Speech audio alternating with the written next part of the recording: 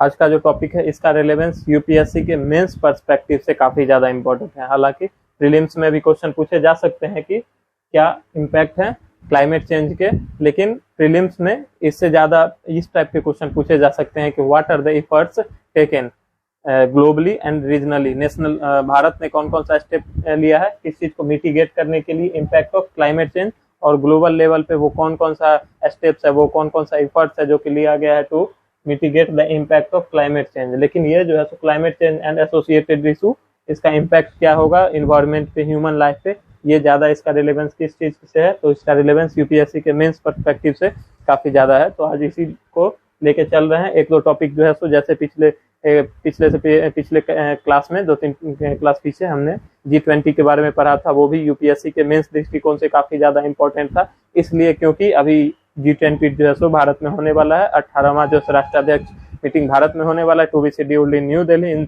सितंबर 2023, इसीलिए ज्यादा इंपॉर्टेंट है कुछ ऐसे हॉट टॉपिक को लेकर चलना जो कि यूपीएससी में पूछने की प्रबल संभावना है। उसके बाद एक जो इम्पोर्टेंट है वो है climate change and associated issue, इसलिए क्योंकि जो भारत का इफर्ट्स है to mitigate impact of climate change वो इस बार प्रत्यक्ष रूप से G20 में जो है सो वो दिखाई देने वाला है। और पीछे जो COP27 हुआ है, ठीक है, कहाँ शर्म अल शेख में, इजिप्ट में जो हुआ है, सो उसमें क्या loss and damage fund create किया गया, या फिर उससे पहले ग्रीन क्लाइमेट फंड के बारे में एस्टेब्लिश हो चुका है, तो वो यूपीएससी के इस बार मेंस दृष्टिकोण से काफी ज्यादा इंपॉर्टेंट है। इसीलिए इसको थोड़ा सा देख लेते हैं कि टॉपिक का क्या नाम है, climate change and associated issue. इसका बारे में पढ़ेंगे कि इसका इफेक्ट्स, क्या क्या इफेक्ट्स हो सकते हैं, what are the factors, what are the significance, what are the efforts, what are the challenges, limitation, सबको इसमें पढ़ना होगा। तो what is climate change? Climate change induced both global warming driven by human induced erosion, green house, ठीक है। Simple सा क्या समझना है कि क्लाइमेट चेंज अगर हम कहें तो क्लाइमेट में तो चेंज होता जाएगा, वातावरण चेंज हो रहा है प्रत्येक समय, एवरी टाइम जो है वेदर चेंज हो रहा है, weather is changing phenomena, day to day changing phenomena. Weather और क्लाइमेट में क्या अंतर है? सिंपल सा अंतर है कि weather day to day, climate day to day जो है सो वेदर चेंज हो रहा है वो डे टू डे होगा, और क्लाइमेट क्या over a long period of time जो चेंजेस होते हैं उसको क्या कहा जाता है, क्लाइमेट, ठीक है। क्लाइमेट एक लॉन्ग चेंजिंग फेनोमेना है, और वेदर क्या है तो वो day to day changing phenomena, वो वेदर चेंज हो रहा है। अभी अगर वेदर चेंज हो रहा है तो हम ये नहीं कहते क्लाइमेट चेंज हो गया है, लेकिन अगर लॉन्ग 2 साल 4 साल 5 साल 10 साल में चेंज होता है तो उसे क्लाइमेट कहेंगे, ठीक है। तो एक चीज कहा जाता है कि इस दुनिया में, in this world nothing is permanent except change, only change is the constant, only change is constant, change ही जो है वो कांस्टेंट है, otherwise everything is temporal, ephemeral और changing every with the time. तो यहाँ पे देख लेते हैं कि किस चीज के बारे में बात हो रहा है। ये बात हो रहा है व्हाट इज क्लाइमेट चेंज। दोनों हो सकता है कि वो मैनमेड भी हो सकता है एंथ्रोपोजेनिक फैक्टर्स के कारण, जैसे हम पॉल्यूशन कर रहे हैं, ग्रीन हाउस जो इफेक्ट्स हो रहा है, ग्रीन हाउस ग्लोबल वार्मिंग हो रहा है, तो ये सब मैनमेड कारण हो गया, बर्निंग ऑफ फॉसिल फ्यूल्स हो रहा है, unsustainable exploitation of human resources, natural resources, वो क्या है वो सब लेड कर रहा है to the cause of cause of climate change. और कुछ ऐसे भी हैं जो कि नेचुरल है, जैसे कि क्या, टेक्टोनिक प्लेट्स, ठीक है। टेक्टोनिक प्लेट्स जो है सो वो प्रत्येक समय वो कोलाइड करते रहते हैं आपस में, अर्थक्वेक हो गया, वोल्केनो हो गया, ये सब कौन सा है, ये सब नेचुरल फैक्टर्स है। लैंड यूज पैटर्न, हम जो लैंड यूज पैटर्न चेंज कर रहे हैं, इंटेंसिव जो है वाटर इंटेंसिव क्रॉप को कर रहे हैं, या फिर हमारा फर्टिलाइजर्स ज्यादा हो रहा है, पेस्टिसाइड का हम ज्यादा उपयोग कर रहे हैं, वाटर पॉल्यूशन को कर रहे हैं, एयर पॉल्यूशन कर रहे हैं, these all are the factors that are leading to the cause of what, the cause of climate change। इसी को पढ़ना है कि क्लाइमेट चेंज के बारे में बता दिए कि थोड़ा सा शुरुआत कर देंगे, इंट्रोडक्शन हमें बता दिए, उसके बाद फैक्टर्स बता दिए। आगे चलते हैं कि इसका इफेक्ट क्या है, क्लाइमेट चेंज जो है सो वो उसका इफेक्ट किस किस चीज पे हो सकता है। तो क्लाइमेट चेंज का इफेक्ट दोनों पे हो सकता है, इन्वायरमेंट पे भी हो सकता है, किस किस चीज पे हो सकता है क्लाइमेट चेंज का इफेक्ट, इन्वायरमेंट पे भी हो सकता है, या फिर वो ह्यूमन लाइफ पे भी हो सकता है। दोनों पे याद रखना है कि क्लाइमेट चेंज का क्या किस चीज पे होगा, तो वो तो बता ही दिए, दोनों पे होगा, किस तरह से हो सकता है तो कुछ बता से। यहाँ पे जैसे लिखा हुआ फॉसिल फ्यूल का बर्निंग है, कोल है, ऑयल है, नेचुरल गैस है, इस चीज ये सब जो है so largest driver of warming, global warming जो हो रहा है, सो CO2 हम कर रहे हैं, मीथेन कर रहे हैं, तो ये सब क्या कर रहा है, टेम्परेचर जो राइज हो रहा है, वो टेम्परेचर जो राइज हो रहा है वो सब क्या कर रहा है, वो सब कर रहा है क्लाइमेट चेंज को कर रहा है। सी लेवल जो है सो वो राइज हो रहा है, ग्लेशियल मेल्ट हो रहा है, ये सब किस चीज में कर रहा है, ये सब क्लाइमेट चेंज का जो टेम्परेचर राइज हो रहा है। इधर वार्मिंग टेम्परेचर क्या है, इंक्रीजिंग रेट्स ऑफ इवेपोरेशन, यहाँ पे क्या कर रहा है, टेम्परेचर जो बढ़ रहा है हम देख रहे हैं वो इवेपोरेशन कर रहा है, कॉजिंग मोर इंटेंस स्टॉर्म ज्यादा आ रहा है, वेदर एक्सट्रीम्स हो रहे हैं, तो ये सब कर रहा है। उसके बाद इम्पैक्ट ऑन इकोसिस्टम, इकोसिस्टम पे भी इम्पैक्ट हो रहा है, एक्सटिंक्शन हो रहा है, विलुप्त हो रहा है, बहुत सारे ऐसे प्रजाति हैं। क्या हुआ था, कुछ तो कारण रहा होगा, एक्सट्रीम टेम्परेचर हो गया था, ऐसा क्या हुआ था कि डायनासोर जो है सो वो विलुप्त हो गया। तो वो सब कुछ ना कुछ तो क्लाइमेट चेंज हुआ होगा जिसके कारण डायनासोर सर्वाइव नहीं कर पाए। और अभी भी बहुत सारे ऐसे हैं, जैसे कि चीता एक्सटिंक्ट हो गया था हमारे भारत में, फिर इसे रीइंट्रोड्यूस कराया गया। तो हमेशा इसका इम्पैक्ट जो है इकोसिस्टम पे, एक्सटिंक्शन हो रहा है, बहुत सारे स्पीसीज का इन्वायरमेंट उनका चेंज हो रहा है, मोस्ट इमीडिएट हो रहा है, कोरल रीफ जो होते हैं उस पर इम्पैक्ट पड़ रहा है, माउंटेन पे हो रहा है, आर्कटिक पे हो रहा है। क्लाइमेट चेंज थ्रीटेंस पीपल, लोग को भी कर रहा है, फूड से इनसिक्योरिटी हो रहा है, उससे क्या हो रहा है, वाटर स्कार्सिटी, वाटर पानी की कमी, फूड इनसिक्योरिटी हो रहा है, फ्लडिंग हो रहा है, इन्फेक्शियस डिजीज फैल रहा है, एक्सट्रीम हीट हो रहा है, इकोनॉमिकल लॉसेस हो रहा है, इकोनॉमी पे भी इम्पैक्ट है, उसका इम्पैक्ट सोशियो रिलीजियस इम्पैक्ट हो सकता है, पॉलिटिकल इम्पैक्ट है कि डेवलपमेंट वर्क से हट के सरकारें जो है सो विश्व की सरकारें या फिर भारत की सरकार हो, वो जो डेवलपमेंट वर्क है, इंफ्रास्ट्रक्चर डेवलपमेंट होना चाहिए, ये सब से हट के वो एफर्ट्स ले रही है किस चीज को इम्पैक्ट रिड्यूस करने के लिए, मिटिगेशन एफर्ट्स कर रही है। क्यों? क्योंकि ताकि वो एक ग्रीनर एनर्जी की तरफ बढ़ा जा सके। 2030 तक हमारा जो टारगेट है कि 500 गीगावाट तक, ठीक है, 500 गीगावाट तक रिन्यूएबल एनर्जी हो सके। उसके बाद क्या है, और कुछ स्टेप जैसे ले गए, फेम इंडिया लिया गया है, हाइब्रिड व्हीकल्स की तरफ, इलेक्ट्रॉनिक व्हीकल्स की तरफ। तो ये सब ऐसा है जो कि इसका इम्पैक्ट हो रहा है। उसके बाद आगे जो है सो वो फ्यूचर वो रिस्क पे है, सक्सेसफुल नहीं हो पाएगा इंटर गवर्नमेंटल पैनल। उसके बाद जो है सो वो क्या है, WMO का ये जो इंटर गवर्नमेंटल पैनल और क्लाइमेट चेंज, IPCC, किसका एफर्ट्स है? एफर्ट्स में हम डाल सकते हैं कि ग्लोबली कौन सा एफर्ट्स लिया गया है। तो IPCC एक पैनल है ऑन क्लाइमेट चेंज, वो डिस्कस करता है। उसको क्या कहा है, 1.5 डिग्री तक जो है सो इस सदी के अंत तक टेम्परेचर को उसको रिस्ट्रिक्ट करके रखना है। तो ये रिस्क जो है सो रिस्क में भी हम डाल सकते हैं, एफर्ट्स में भी डाल सकते हैं। आगे क्या है, अंडर द पेरिस एग्रीमेंट, इसे भी हम जो है सो वो एफर्ट्स में डाल सकते हैं कि 2015 में पेरिस एग्रीमेंट हुआ है। सस्टेनेबल डेवलपमेंट गोल्स है 2015 से लेके 30 तक, 17 से सस्टेनेबल डेवलपमेंट गोल्स है, ठीक है, सस्टेनेबल, उसको हमको ध्यान में रखना है। उसके बाद और कौन सा है, what causes global warming, global warming के बारे में देख लिए, सनलाइट है, सोलर रेडिएशन है, एब्जॉर्ब सनलाइट, सोलर रेडिएशन, ये सब ग्लोबल वार्मिंग को कर रहा है। नेचुरल फैक्टर्स हमने बता ही दिया कि क्या क्या नेचुरल फैक्टर्स है, ठीक है। नेचुरल फैक्टर्स में जैसे यहाँ पे प्लेट टेक्टोनिक्स हो रहा है, उसके बाद वॉल्केनिक एक्टिविटी है, ओशियन करेंट्स है। उसके बाद क्या है, एंथ्रोपोजेनिक फैक्टर, जो ह्यूमन फैक्टर्स। एंथ्रोपोजेनिक मतलब क्या, एंथ्रोपोजेनिक मतलब man made factor, man made factors.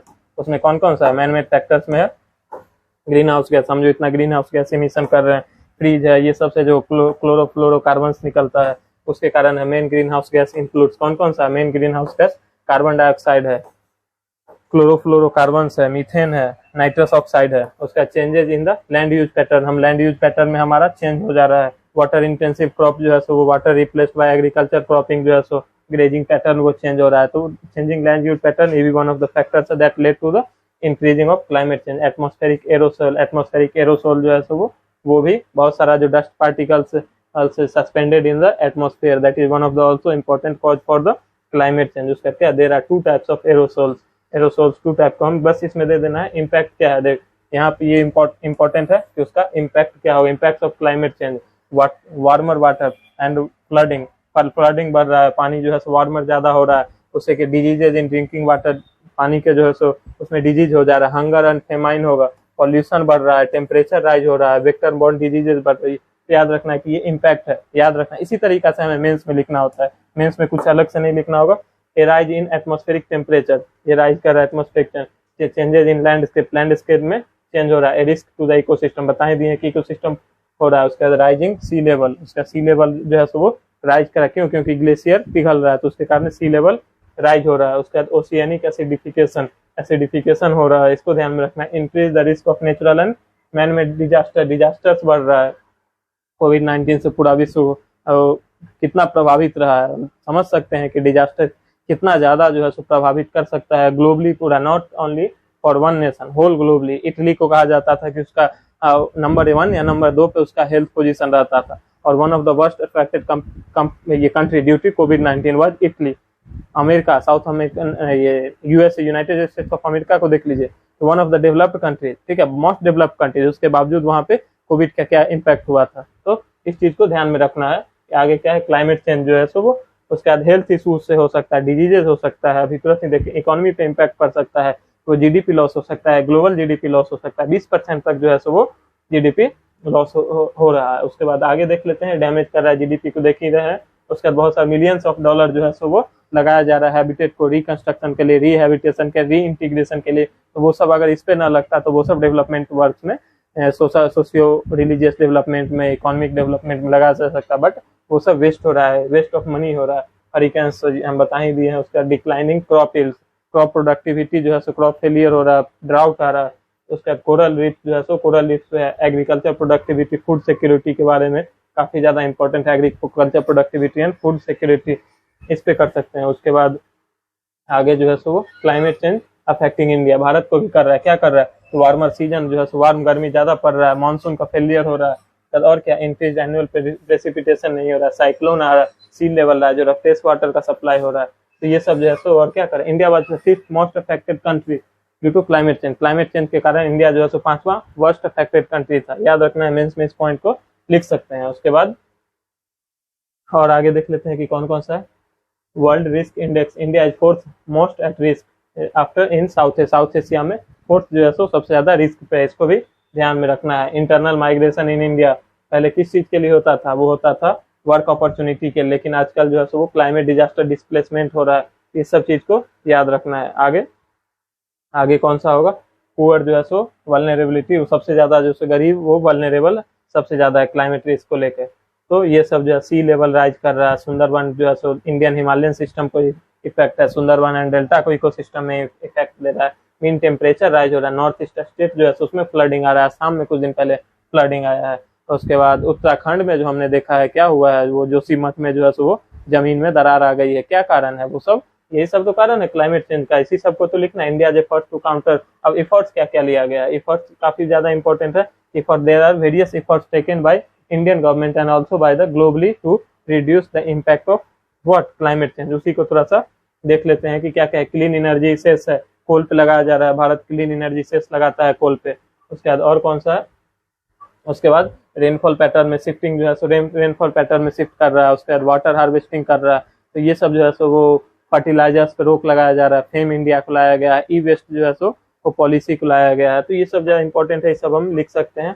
और आगे क्या क्या है, इंटेंसिव एफॉरेस्टेशन, भारत में फॉरेस्टेशन बढ़ रहा है, इसको भी ध्यान में रखना है। National adaptation fund, national adaptation fund को लाया गया है। उसके बाद 2008 में ये इंपॉर्टेंट है, national action plan on climate change, ये काफी ज्यादा इंपॉर्टेंट था। इसमें 8 मिशन थे, जैसे नेशनल सोलर मिशन था, नेशनल वाटर मिशन था, national mission for enhanced energy efficiency था, national mission for sustainable Himalayan ecosystem, ये सब जो है उसका national action plan for climate change Bharat सरकार 2008 में लेकर आई थी। इसको दे सकते हैं। स्मार्ट सिटी के बारे में है कि 100 स्मार्ट सिटी। उसके बाद क्या है, setting up of ultra mega solar project, solar project के बारे में, सोलर प्लांट्स है, इंटरनेशनल सोलर अलायंस है, जिसका कहाँ है, गुरुग्राम में उसका हेडक्वार्टर है। 2015 में किसके सहायता से, तो फ्रांस के सहायता से। नेशनल एयर क्वालिटी इंडेक्स है, ये सब जो है सो इम्पोर्टेंट है। National action plan on climate change बताए हैं, उसमें कौन कौन सा है। National action plan on climate change में काफी ज्यादा इंपॉर्टेंट है, enhanced energy efficiency, sustainable water mission है, उसका ग्रीन इंडिया है, हिमालयन इकोसिस्टम है, उस strategic knowledge for climate change, sustainable agriculture, solar mission. तो ये सब जो है सो काफी ज्यादा इंपॉर्टेंट है, ध्यान में रखना। उसी के बारे में यहाँ पे सारा दिया गया है। National mission for enhanced energy efficiency, तो ये इंपॉर्टेंट था। ये इंपॉर्टेंट था कौन सा के लिए, तो mitigating what are the first international solar alliance के बारे में बता दिए। यहाँ पे फेम इंडिया के बारे में, अमृत के बारे में बता, प्रधानमंत्री उज्ज्वला योजना, उज्ज्वला योजना में क्या हो रहा है, पुअर को एलपीजी कनेक्शन दिया जा रहा है। उसके बाद और कौन सा, उजाला योजना, जो कि एलईडी बल्ब बट रहे हैं। तो ये सब दिया हुआ है, इस चीज में एफर्ट्स के बारे में दिया हुआ, पढ़ सकते हैं। इंटरनेशनल लेवल पे तो बता ही है कि आईपीसीसी जो है WMO का जो है बता ही रखे हैं, वो कर रही है। उसके बाद और कौन कौन सा है, तो यूनाइटेड नेशन यूएनएफसीसी का जो है सो COP conference of party recently जो है 27 जो हुआ है, उसमें लॉस एंड डैमेज फंड के बारे में आप चर्चा कर सकते हैं। उसके बाद ज्वाइंट लाइसेंस है सो नॉट सो इम्पोर्टेंट। आगे क्योटो प्रोटोकॉल जो है सो बहुत इंपॉर्टेंट, 1997 में और 2005 में इफेक्टिव हुआ था। क्योटो प्रोटोकॉल के बारे में दे सकते हैं। आगे और कौन सा है, पेरिस एग्रीमेंट के बारे में कर सकते हैं, 2015 का Paris agreement, REDD, reducing emission from deforestation and forest degradation का इसका चर्चा कर सकते हैं। और कुछ अगर देख लेते हैं, रिस्पॉन्सिव मिटिगेशन एंड एफर्ट्स करना है। तो इस सब से क्या हो सकता है, उसके बाद एक वे फॉरवर्ड जो है सो हमको यहाँ पे वे फॉरवर्ड देना होगा वेल्दी नेशन को, यूएसए और जो सभी है उस सबको ज्यादा प्रोएक्टिव स्टेप लेना होगा, मिटिगेशन करना होगा, डेवलपिंग जो है सो वर्सेस डेवलप्ड कंट्री के बीच में कंसेंसस एक लाना होगा, रिन्यूएबल एनर्जी की तरफ जाना होगा, इंडिया एनर्जी जो है so type of renewable energy, ये सब जो है सो तो ये सब इम्पैक्ट हो जाएगा और ये सब जो है सो हम वे फॉरवर्ड में लिख के इसको इस आंसर को कंक्लूड कर सकते हैं। ठीक है।